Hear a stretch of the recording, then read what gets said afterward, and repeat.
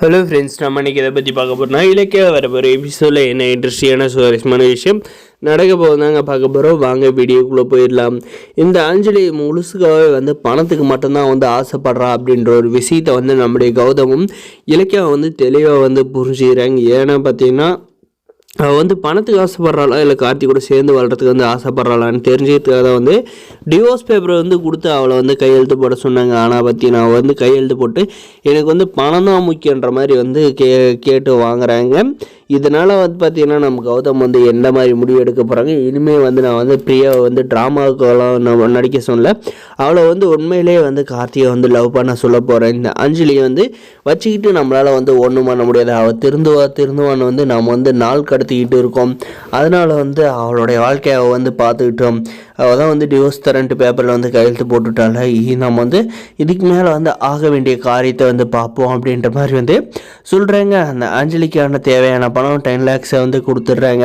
இவ பார்த்தீங்கன்னா பணம் எப்படி கறக்க போகிறான்னு பார்த்தீங்கன்னா நம்ம இலக்கிய கௌதம் கிட்டே இருந்து இப்போ கையெழுத்துக்கே 10 லட்சம் வாங்கிட்டாங்க. அடுத்து பார்த்தீங்கன்னா ஒவ்வொரு ஹியரிங்க்கும் பார்த்தீங்கன்னா 10 லட்சமாக கறக்க போகிறாங்க. இதை வச்சு இந்த பணத்தெல்லாம் சேர்த்து ஒரு பிஸ்னஸ் ஆரம்பித்து நம்முடைய கௌதமும் இலக்கியா எப்படியாவது பிஸ்னஸில் அவங்க 2 பேருமே அழிக்கணும் அப்படின்ற ஒரு எண்ணம் வச்சுருக்காங்க. இந்த விஷயம் பைரவிக்கு தெரியாத இந்த அஞ்சலி செய்ய போகிறாங்க. ஒரு பக்கம் பைரவி பார்த்திங்கன்னா பணத்தை அள்ளி அள்ளி கொடுக்குறாங்க.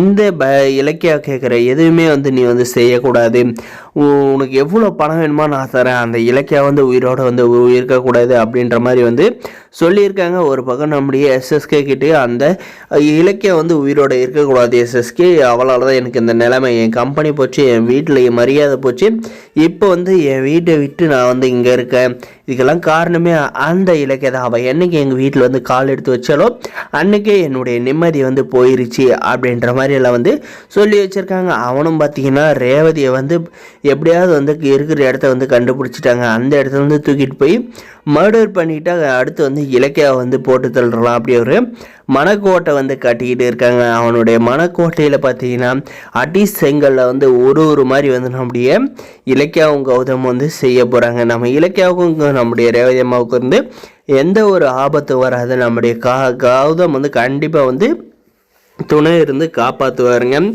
அந்த அஞ்சலிக்கு கூடிய சீக்கிரம் முடிவு கட்ட மறக்காத சப்ஸ்கிரைப் பண்ணி. இந்த அஞ்சலிக்கு முடிவு கட்டுற விதமாக பார்த்தீங்கன்னா நம்முடைய கௌதமும் இலக்கியாவும் பிரியா கிட்ட போயிட்டு பேசணுங்க. பிரியா, நீ இத்தனை நடித்தது போதும், இதுக்கு மேலே நீ நடிக்க தேவையில்லை, உன்னுடைய லைஃப்பை நீ பார்த்துக்க வேண்டிய நேரம் வந்துருச்சு அப்படின்ற மாதிரி சொல்கிறாங்க. என்னக்கா அப்படின்னு சொல்கிறீங்க அப்படின்ற மாதிரி கேட்டதுக்கு, இல்லை கார்த்தியோட லைஃப்பில் அந்த அஞ்சலின்ற ராட்சசியை முழுமையாக நீக்க போகிறோம், அந்த இடத்துக்கு உன்னை தான் என் அத்தைக்கும் உன்னை ரொம்ப பிடிச்சிருக்கு, அதனால் உன்னை தான் கார்த்தியோட மனைவியாக ஆகலாம் அப்படின்ற மாதிரி முடிவு பண்ண இருக்கோம் அப்படின்ற மாதிரி சொன்ன பற்றியா. என்னக்கா சொல்கிறீங்க, நடிக்க சொன்னீங்க, இப்போ திடீர்னு கார்த்திக்கு ஒய்ஃபுன்னு சொல்கிறீங்களே அப்படின்ற மாதிரி கேட்டதுக்கு, பிரியா நீ எதுக்கு கவலைப்படாத, உன் அண்ணங்கிட்டேயும் வீட்டில் இருக்கிறவங்ககிட்டையும் நான் பேசி சம்மதம் வாங்கிறேன், உனக்கு கார்த்திகை பிடிச்சிருந்தா மட்டும் போதும் அப்படின்ற மாதிரி சொல்கிறாங்க. அதுக்கு நம்ம பிரியா பற்றி என் வீட்டில் என்ன சொல்கிறாங்களோ அதுதான் ஃபைனல் அப்படின்றாங்க. மறக்காத நம்ம சேனலை சப்ஸ்கிரைப் பண்ணுங்கள். தேங்க்ஸ் ஃபார் வாட்சிங் கைஸ்.